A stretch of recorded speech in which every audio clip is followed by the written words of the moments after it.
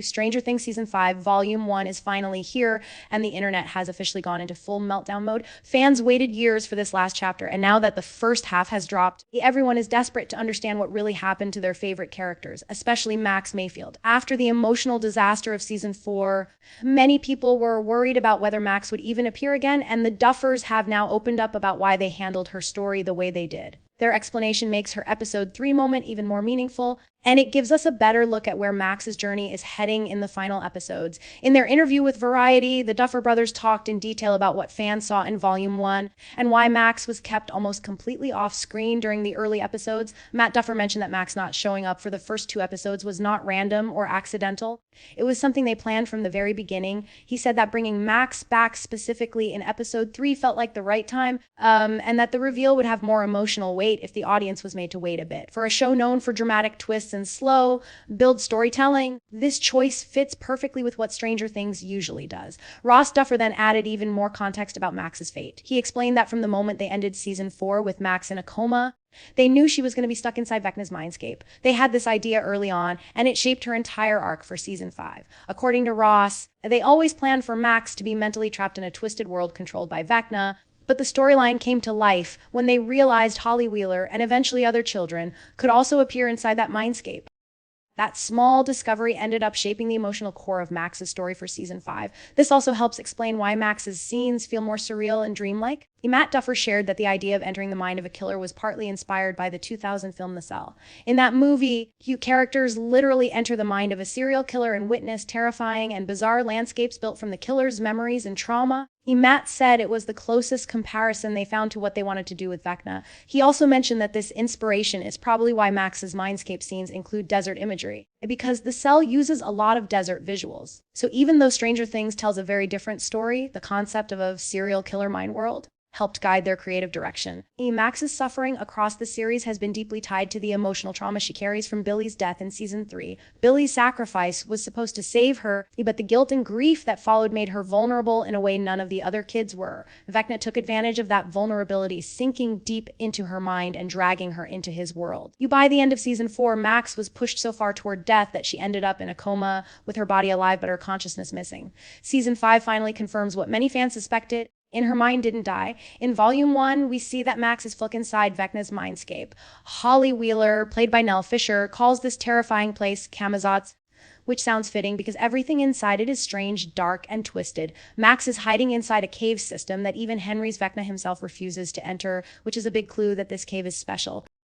It might be one of the few places Vecna doesn't fully control, which is probably the only reason Max has survived this long. Her energy, her personality, her memories, everything is locked inside this nightmare world, and she is constantly looking for a way out. At one point, Max almost escapes when Lucas plays her favorite song of Running Up That Hill by Kate Bush. Music saved her once before, but now things are different.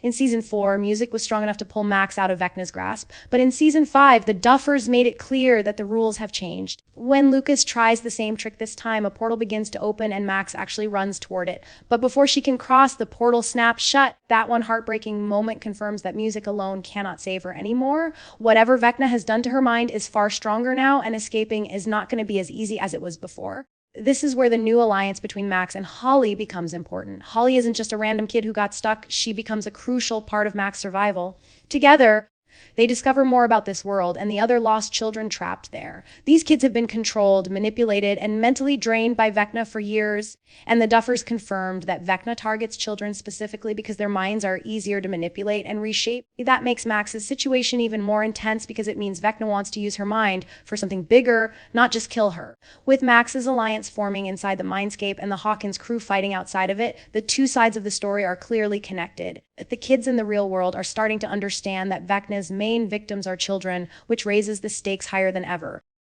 Every discovery the Hawkins gang makes brings them one step closer to finding Max's body and figuring out how to bring her back. As Max continues to navigate Camazotz, her survival becomes a symbol for the entire final season. She represents the emotional heart of the story, especially because she has already cheated death once.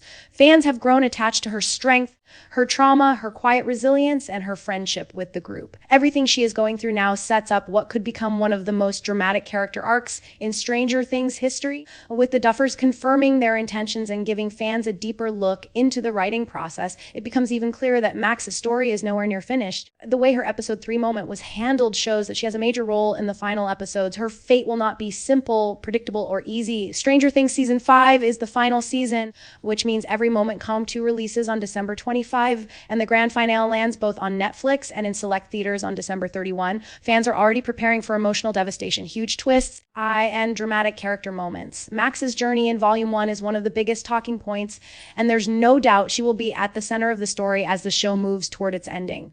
The Duffers have set the stage for a huge showdown, not just in the real world, but inside Vecna's terrifying Mindscape. Max's determination to escape, Holly's presence beside her, and the larger reveal about Vecna's child victims all hint at an explosive final battle.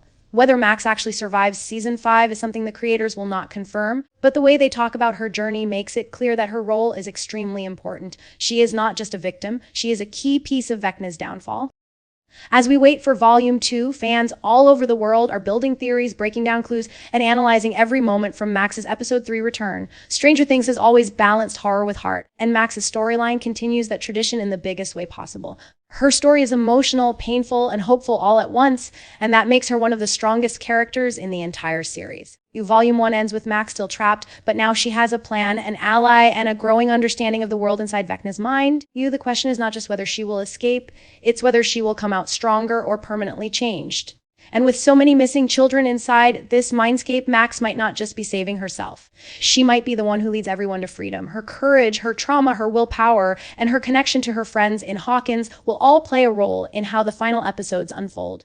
Stranger Things Season 5 has delivered some of its most intense storytelling yet, and Max's fate feels like the emotional center of everything. While the Duffers won't spoil what happens to her in the finale, one thing is clear too: her story is far from over, and the fans are not ready for where it's heading. Volume 2 is going to be massive, heartbreaking, surprising, and unforgettable. And Max Mayfield will be right in the middle of the storm,